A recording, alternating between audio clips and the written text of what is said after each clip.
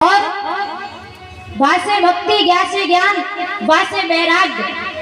और जिस व्यक्ति के पास में ज्ञान आ गया तो उसको महाराज वो वैराग्य भी धारण कर लेता है भगवान के ऊपर।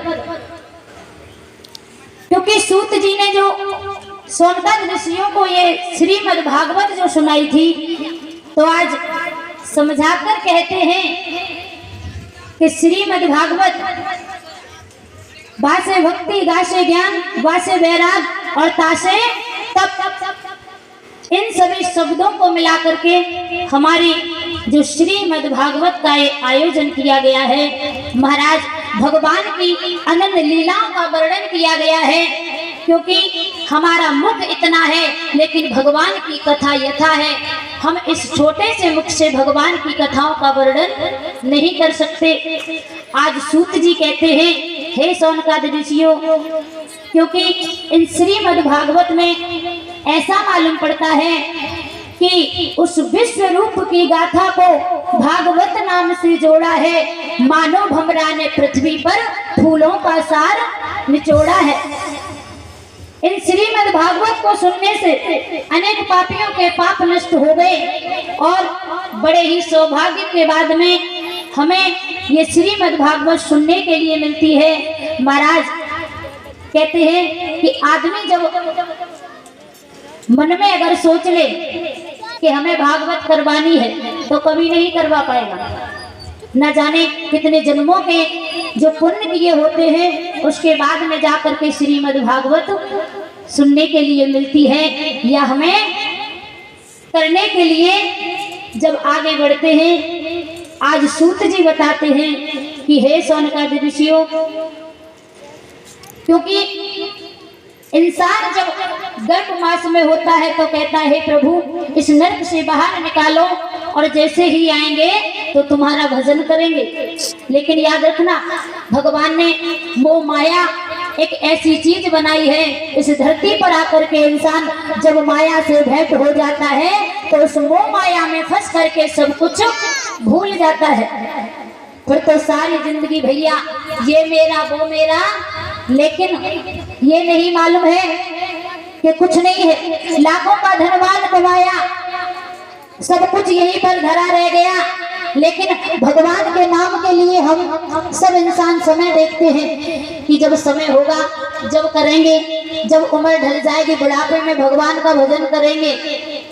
लेकिन जग इतना बड़ा जग है, जा से जन्मे गा से गए, 4 दिन की जिंदगी में।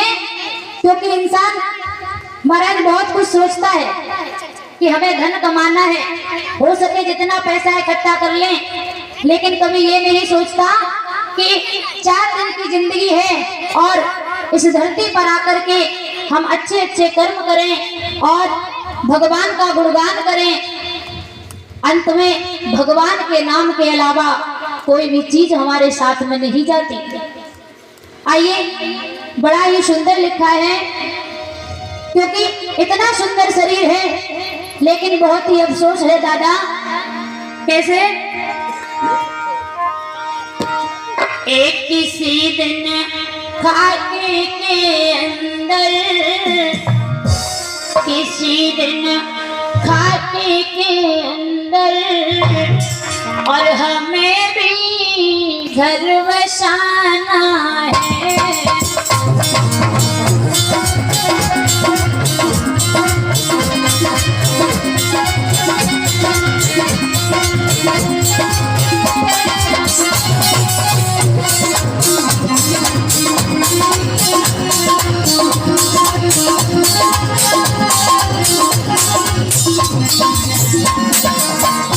क्योंकि महाराज बड़े अफसोस की बात है, इतना सुंदर शरीर भगवान ने दिया है, लेकिन आज जिस मकान में हम रहते हैं वो मकान हमारा असली नहीं है।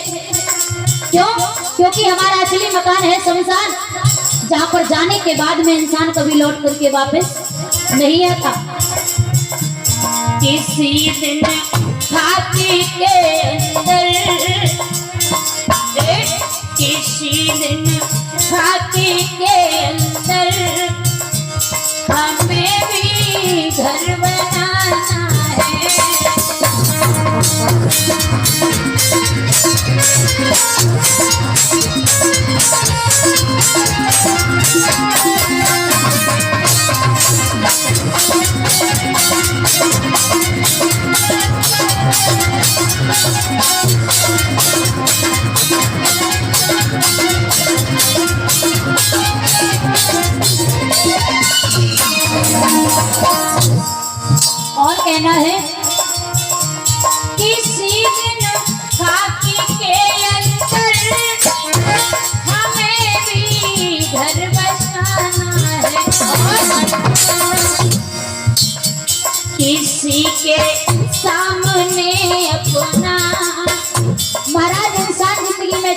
भी ना झुका हो, लेकिन भगवान ने ऐसी जगह बनाई है, वो शमशान ऐसा बनाया है क्योंकि मरने के बाद